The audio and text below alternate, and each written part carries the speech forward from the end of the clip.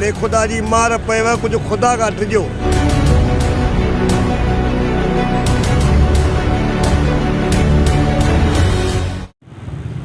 हाँ जी बिल्कुल, मां आया तव्हांजो पंहिंजो मेज़बान अली खान लाखो। तव्हां ॾिसी रहिया आहियो सोच टीवी न्यूज़। मां हिन वक़्तु मौजूदु आहियां सेवण शरीफ़ जे मेन धमाल चौक ते। तव्हांखे मां ॿुधाईंदो हलां त सिंध में हिकु तरफ़ बरसातुनि त तबाही मचाए छॾी आहे, ॿिए तरफ़ हथरादू ऐं महांगाई जेका आहे सो आवाम जो जीअण जंजाल करे छॾियो आहे। असां हिन वक़्तु मौजूदु आहियूं सेवण शरीफ़ में, जिथे तव्हांखे मां ॿुधाईंदो हलां त सेवण शरीफ़ में जेके दुकानदार आहिनि ऐं मनपसंदि रेट लिस्टूं करे आवाम खे जेको आहे ॿिन्ही हथनि सां फुरण लुटण लॻा आहिनि।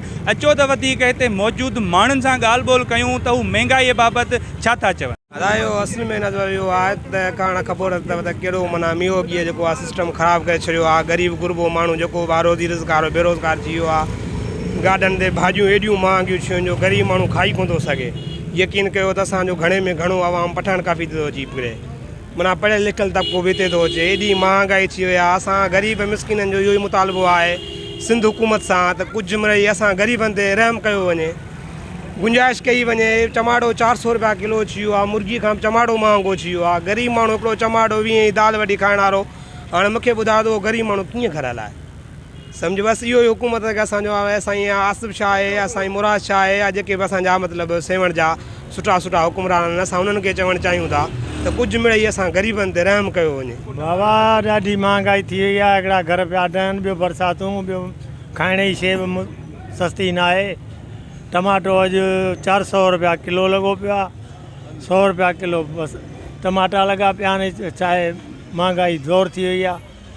बसर पटाटो बि नथा वठी सघूं, महांगाई ते थोरो रोशनी विधी वञे। पर न आहे साईं, हाणे उहा उन्हनि खे ख़बर हूंदी मार्केट वारनि खे।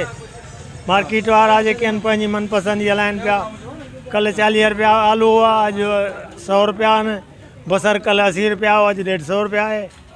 400 रुपया बसि इहो बसि पथर पेट सां ॿधी वई ज़िंदगी पंहिंजी बसर कंदा। आलू बि नथा खाई सघनि, दाल बि नथा खाई सघनि। ग़रीब त वीचारो सूरनि में। बाबा वॾियूं वॾियूं जेके एजेंसियूं आहिनि न, अॻु में जज साहब महिरबानी थींदा, SDM साहब मुख़्तियारकार, इन्हनि खे पावर हूंदा। मुख़्तियारकार खे SDM साहब खे पावर हूंदा, उहे ॾंडो खणंदा, ऑटोमेटिक सस्ताई थींदी। हींअर मथे वॾियूं एजेंसियूं जे कराची अहिड़ो शहर आहे, उते बि 400 रुपया किलो घी आहे थैली, हिते 440 रुपया किलो। यूटिलिटी ते वञ, उते चवंदई कार्ड ॾे, अदा मैसेज कोन्हे को, 350 रुपया किलो आहे, पर ॿियो सामान खणो उन सां गॾु। माण्हूअ खे ॾींदा आहिनि 5 थैलियूं, हिकु माण्हू ते लिखियलु आहे 5 थैलियूं ऐं ॿियो सामान खणो। हे ॾींदा हिकिड़ी थैली ऐं ॿियो सामान।